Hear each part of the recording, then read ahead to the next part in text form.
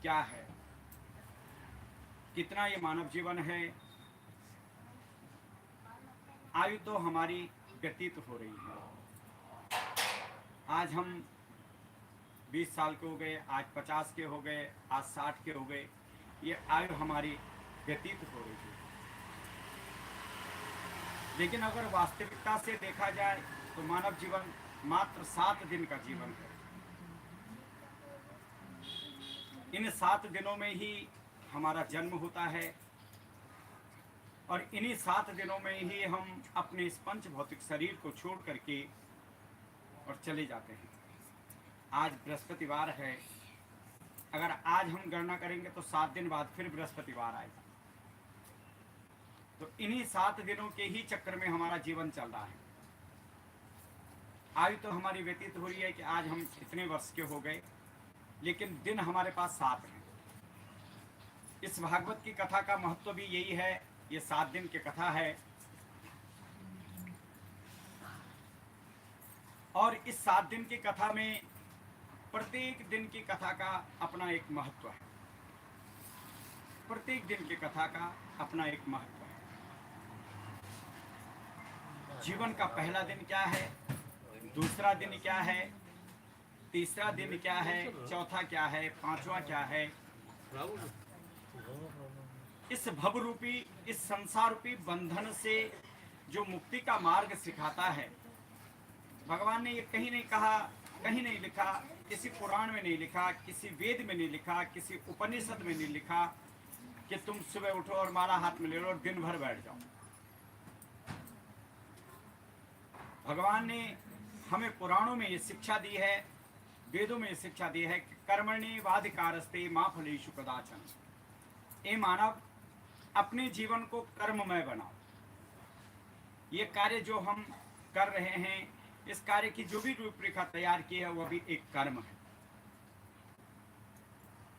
जो भी ये निर्माण, जो भी ये व्यवस्था ये बनाई गई है इस कार्य के निमित्त, यह भी एक जीवन की व्यवस्था है।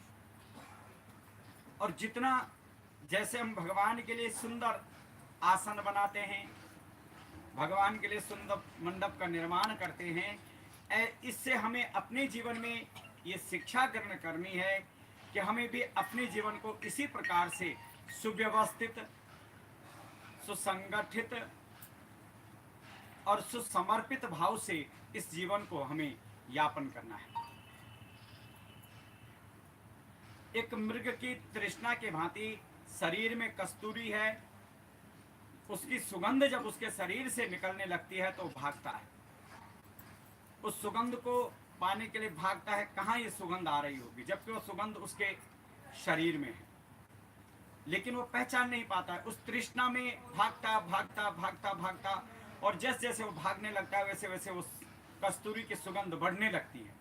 और जब उसकी सुगंध बढ़ने लगती है तो अंततोगतो वह उस सुगंध के चिंतन में ही अपने प्राणों को छोड़ देता है।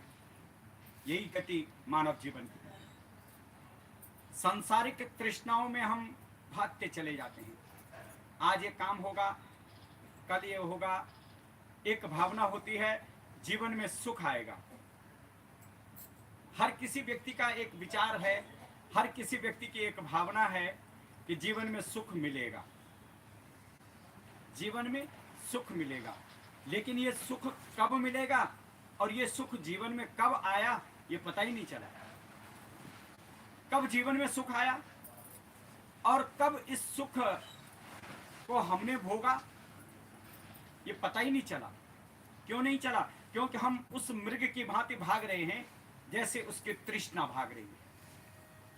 उसी की भांति, चाहे मैं हूं चाहे आप हो, कोई भी हो, हम उसी तृष्णा में दिन रात भाग रहे हैं, दिन रात दौड़ रहे हैं। इसलिए शास्त्र कहता है एक घड़ी का समय अपने लिए जीवन में जरूर लीजिए। भगवान की भक्ति के लिए एक घड़ी का समय बताया गया। अगर हम समय का अवलोकन करें, समय के विषय में विचार करें, देखें,